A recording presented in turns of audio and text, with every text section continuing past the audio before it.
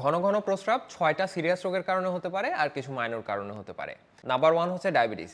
Diabetes রোগীদের হয় insulin কাজ করে না, না হয় ইনসুলিন তৈরি হয় না। ফলে কি হয়, আমাদের রক্তের যে গ্লুকোজ, সেই গ্লুকোজটা মাংসের মধ্যে ঢুকতে পারে না। ফলে কি হয়, রক্তে গ্লুকোজের পরিমাণ বাড়তে থাকে।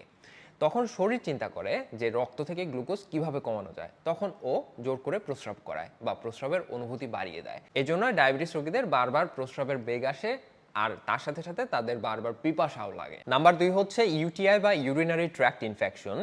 এটা হলে কি হয়, আমাদের যে মূত্রথলি বা মূত্রথলি থেকে যে লাইনের মাধ্যমে বা নলের মাধ্যমে প্রস্রাবটা শরীরের বাহিরে বের হয়, এই নলে বা ওই মূত্রথলিতে বা আরও উপরের দিকেও যেতে পারে, এইখানে যদি ইনফেকশন হয় তখন এই ইউটিআই হয়।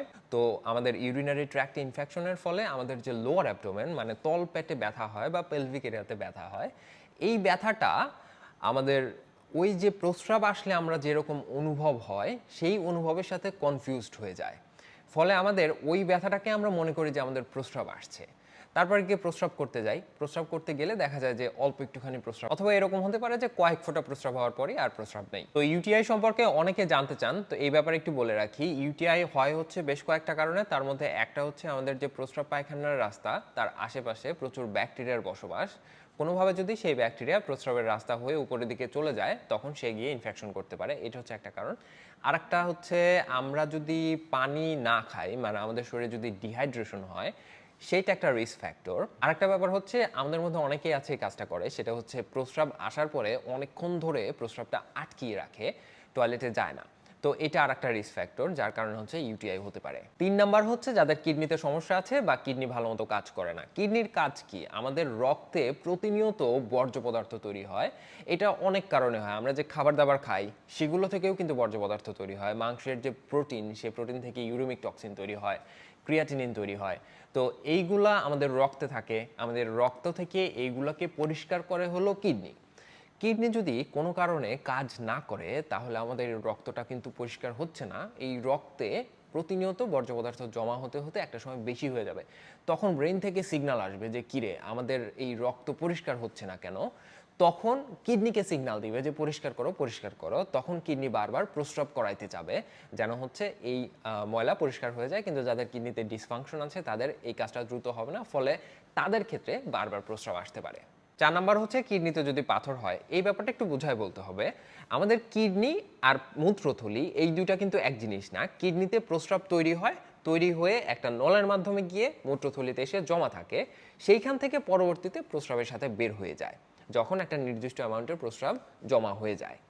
কিডনি থেকে কিন্তু কন্টিনিউয়াসলি প্রস্রাব তৈরি হতে থাকে এবং সেটা কন্টিনিউয়াসলি ওই ব্যাগের মধ্যে ভরতে থাকে, যেটাকে আমরা ব্লাডার, ইউরিনারি ব্লাডার বা হচ্ছে মূত্রথলি বলি। কিডনিতে যদি পাথর হয় এবং সেই পাথরটা ইউরিনারি ট্র্যাক্ট বেয়ে ধীরে ধীরে মূত্রথলির দিকে যেতে থাকে বা মূত্রথলি পর্যন্ত যায়, সেই ক্ষেত্রে হচ্ছে বারবার প্রস্রাবের অনুভূতি হবে এবং প্রস্রাব করার সময়ও ব্যথা অনুভূতি হবে। 5 নাম্বার হচ্ছে যদি প্রোস্টেট বড় হয়ে যায়।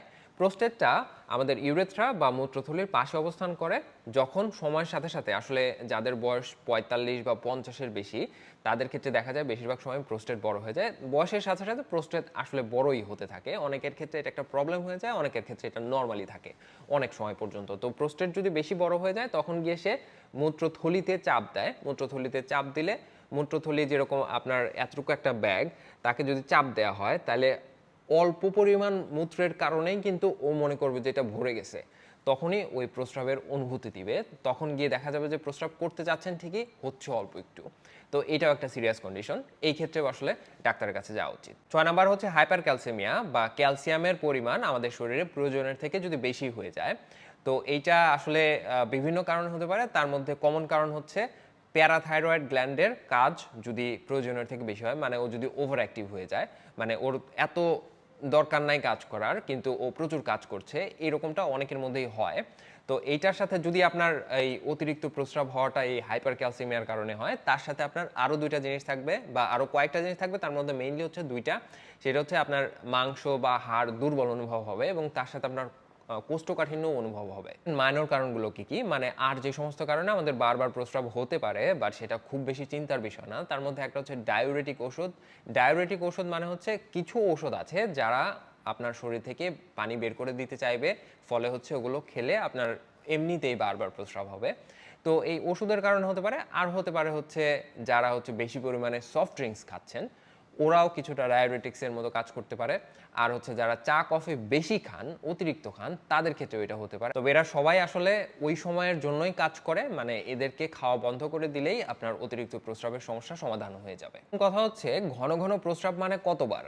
একজন মানুষ যদি সারাদিনে 1.5 থেকে 2 লিটার পানি খায় তাহলে তার সারাদিনে 8 বারের বেশি প্রস্রাব হওয়ার কথা না। যদি হয় সেটাকে আমরা বলতে পারি ঘন ঘন প্রস্রাব হচ্ছে। তো তার মানে হচ্ছে অতিরিক্ত প্রস্রাব হওয়া মানে আপনি অসুস্থ না। অতিরিক্ত প্রস্রাবের সাথে যদি আপনার আরো বিভিন্ন জিনিসপত্র যেরকম কোমরের সাইডে বা পেছনে ব্যথা করে, জ্বর আসে, অতিরিক্ত ক্ষুধা লাগে বা পানি পিপাসা লাগে, তারপরে প্রস্রাবের সাথে রক্ত যায় বা প্রস্রাবের কালার অন্যরকম হয়, এই ধরনের বিষয়গুলি যদি থাকে এবং তার সাথে তলপেটে ব্যথা থাকে, তাহলে হচ্ছে আপনি ডাক্তারের কাছে যাবেন, ডাক্তার চিকিৎসা করলে আপনি ভালো হয়ে যাবেন। এই হচ্ছে মূল ব্যাপার। ভালো থাকবেন সবাই। আসসালামু আলাইকুম।